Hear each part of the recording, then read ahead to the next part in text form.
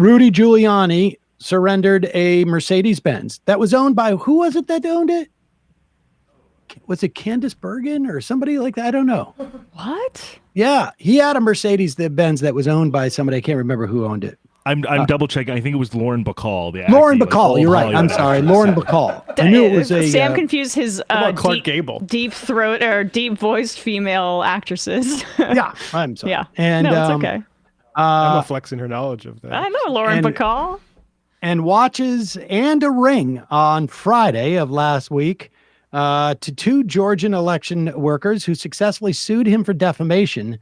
However, he's still refusing to turn over other stuff, including access to his New York City apartment, which, if I was them, I would basically open that up to New York City firefighters and first emergency responders, because when those apartments were available after 9/11, Giuliani used them basically to have a tryst. And so I thought you were going to say that the fire department would have to fumigate the place, but or at the very least, just go through it with a black light. The controlled blaze, I think, might be. Yeah.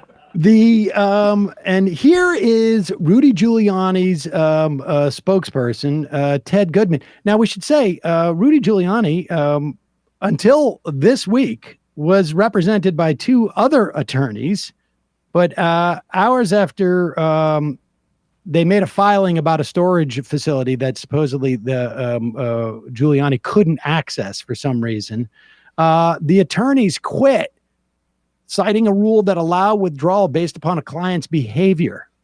The court filing suggested their deep disagreement with Giuliani's approach to the case, his lack of cooperation, and his insistence on a defense that is, quote, not warranted under existing law. And here is his spokesperson showing off the watches that are being sold off to pay down the settlement. Trump polo and all. So I'm at a FedEx in Florida, turning over all of Mayor Giuliani's watches and ring as required by a court order in the case involving two women election workers in Georgia. This right here, folks, this is the accumulation of 60 years of hard work. Many of these watches hold great sentimental value. Just sentimental. And he's being forced to turn all these over under court order. Again, the accumulation of 60 years of hard work, much of it dedicated public service, helping others. For sure. Right? As mayor of New York City, as U.S. Attorney to the Southern District of New York, as a Deputy Attorney General, as a person who comforted not just the nation, but the whole world following September 11th. This man attended hundreds of funerals for firefighters, police officers, first responders, and victims that day. Just pause. This is a man. Can we just for a moment, just keep the image up there? Because I want people, as he's listing off all of these wonderful things he did, the B-roll they're showing, essentially, over this voiceover are, I don't know, watches worth tens of thousands of dollars. Like you're lowballing it, I think. Okay, hundreds of thousands, maybe millions. I have no idea. It completely escapes me how you could invest that kind of money in a watch. Yeah, good luck. The point is too. like, as he did all of these wonderful things for the public service, how the F did he make enough money to get these watches? Because he sold off all of that stuff. He sold it all off. This is just, and they're so twisted they don't realize it. Go ahead. For firefighters, police officers, first responders, and victims that day. This is a man who demonstrated courage by running towards the flames.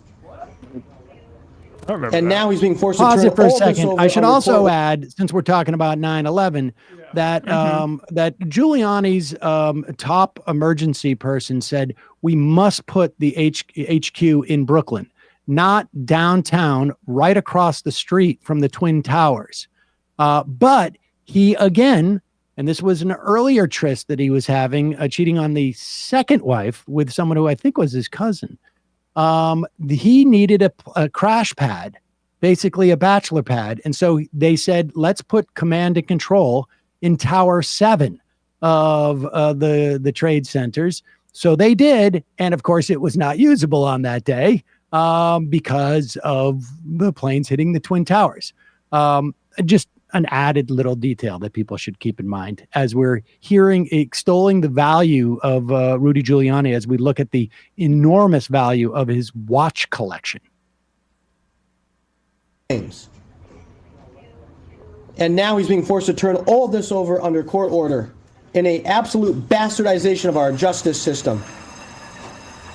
I have to document this. What's happening is wrong, it's shameful, and we must restore the integrity of the U.S. justice system.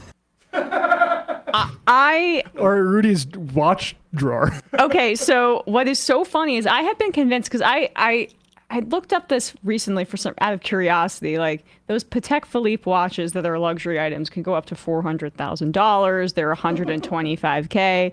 But I knew that Derek, the menswear guy, would weigh in, and he basically says that the resale value of these watches is unfortunately going to be pretty low because at the end of the day, it looks like maybe Rudy cheaped out on his watches as well and went more for the flashy style than the collector's item value. So it'll still be hundreds of thousands of dollars. My favorite is that his new attorney, again, the other attorneys basically said, we don't want to work for this guy because he's crooked. Told the judge that Giuliani's Joe DiMaggio jersey should be off limits because all wearing apparel is exempt by law from the turnover. But my guess is that jersey is framed on his wall. Of course. And he has never worn that. He has to wear it in public in order to keep it. Could you imagine if he got he's going to wear it in public? Nothing underneath. Nothing. No. Wear it in public. All your rye sweats from your morning double are gonna get into it. And then, can you imagine if he ruins the resale value of that Joe DiMaggio jersey by his hair dye staining it? He's got some Patrick Ewing basketball shorts too. That's even more dangerous for him. Hey, after pouring so much of our hope into this year's election, it is natural to feel burnt out and that the system is broken. But we can't give up now. That's what they want us to do. They want us to let the system continue as is, unchecked and unchallenged. Well, I've been working with Ground News for a long time now because they're an independent app and website designed to help you easily navigate the chaos of today's current events. For every story circulating, you can easily swipe through every news source reporting on it with transparency on their political, their regional, their bias, and their credibility. This really eases the mental load of finding the truth and holding those in power accountable. Take a break from the chaos, but don't leave your future in their hands. We need to know what Republicans are up to and how we even got here in the first place. Ground News reveals important insights on both. Demand transparency in the leaders who are supposed to serve you and the news that's supposed to accurately inform you. Go to ground.news/majority or scan the QR code to take advantage of Ground News' biggest sale of the year. Save 50% on their top-tier Vantage plan and stay informed without getting overwhelmed with what's to come these next 4 years, because we are the power behind democracy, not just bystanders in a rigged game.